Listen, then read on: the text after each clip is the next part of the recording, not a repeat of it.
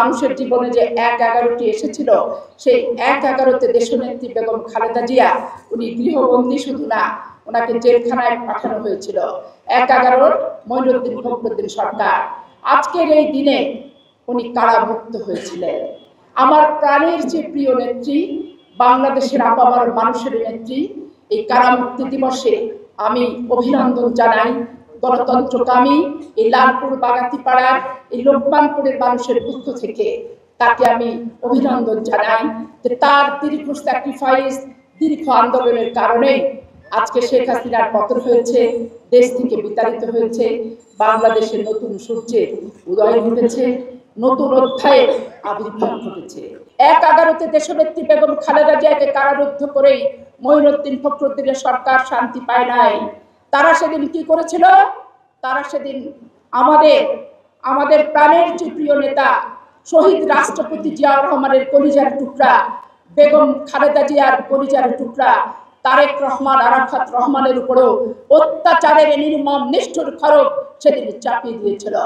দুই ভাইকে বাধ্যতামূলকভাবে নির্মম নিষ্ঠুরভাবে গ্রেপ্তার করে অত্যাচারিত করে পা থেকে মাথা পর্যন্ত ক্ষতবিক্ষত করে শরীরে পার্মানেন্টলি ক্ষত তৈরি করে বাধ্য করেছিল সেদিন দেশান্তর হতে।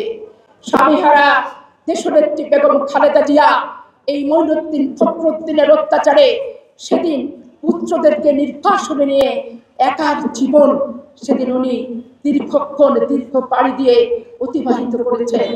রাষ্ট্রপতি জিয়ার সেই কফিনে সাদা কাপড়ে মোড়া লাশটি ছুঁয়ে খালেদা জিয়া যখন শপথ করেছিলেন যে বাংলাদেশের মানুষকে ভোটের অধিকার ফেরত দেব, ওই স্বৈরাচার এরশাদের কাছ থেকে গণতন্ত্র, ওই বিশ্ববাহা এরশাদের কাছ থেকে ফেরত আনবো, এই শপথ দিয়ে সেদিন বাংলাদেশের এক প্রান্ত থেকে আরেক প্রান্ত, আরেক প্রান্ত থেকে আরেক প্রান্ত ছুটে গিয়েছিল। আজকে বাংলাদেশের স্বাধীনতা, বাংলাদেশের সার্বভৌমত্ব যেভাবে নষ্ট করেছিল আওয়ামী লীগ এবং যেভাবে নষ্ট করেছিল স্বৈরাচার এরশাদ, দেশনেত্রী বেগম খালেদা জিয়া ৯টি বছর টিয়ার সেল থেকে শুরু করে, লাঠির বাড়ি থেকে শুরু করে, কারফিউ থেকে শুরু করে সমস্ত কিছু ভঙ্গ করে আমাদের মতো ছাত্র সমাজের কর্মীদেরকে নিয়ে গোটা বাংলাদেশের শিক্ষা প্রতিষ্ঠান সহ রাজপথের আন্দোলন করেছিল। আজকে এলাকার মানুষের সাথে আমার সম্পর্ক নতুন নয়। আজকে অনেকে অনেক কথা বলেন, দেরি করে আসলে অমুক করলেন, তমুক করলেন। রাজনীতির মাঠে পাপিয়ার কোনো বিলম্ব নাই। রাষ্ট্রপতি জিয়াউর রহমান যেদিন north Bengal sugar mill high স্কুলে এসেছিল, আমি তখন ক্লাস 6 এর ছাত্রী, সেদিন থেকে শুরু করে অদ্যাবধি আমার কোনো বিশ্রাম নাই। বিশ্রাম নিয়েছিলাম 6 মাস এই হাসিনার বিরুদ্ধে আন্দোলন করতে চেয়ে জেলখানায়। আর বিশ্রাম হবে মহান সৃষ্টিকর্তা রাব্বুল আলামিন যেদিন আমার কপালে আয়ু শেষ করে চিরনিদ্রায় শায়িত করবে কবরে, সেদিন আমি বিশ্রাম নেব।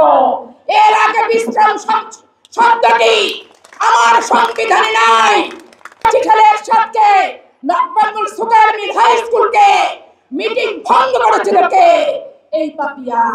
রাজনীতিতে সুখের পাখি না, রাজনীতিতে মধু খেতে আসেনি, ঔরজাত হয়ে উত্তরাধিকার সূত্রে প্রাপ্ত কোনো পদ হরণ করতেও আসেনি, দখল করতেও আসেনি।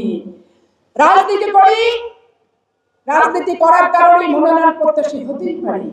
দল নমিনেশন দেবে কি দেবে না সেটা দলের ব্যাপার। মাঠের মানুষ যদি ভালোবাসে, মাঠের মানুষকে আমি যদি ভালোবাসতে পারি, এমপি না হয়, মন্ত্রী না হয়, নমিনেশন না পাই, আত্মিক সম্পর্ক, হৃদয়ের সম্পর্ক, মনের সম্পর্ক, ভালোবাসার সম্পর্ক পৃথিবীর কোনো আইন দিয়ে ছিন্ন করা যাবে না, কেটে ফেলা যাবে না, মুছে ফেলা যাবে না।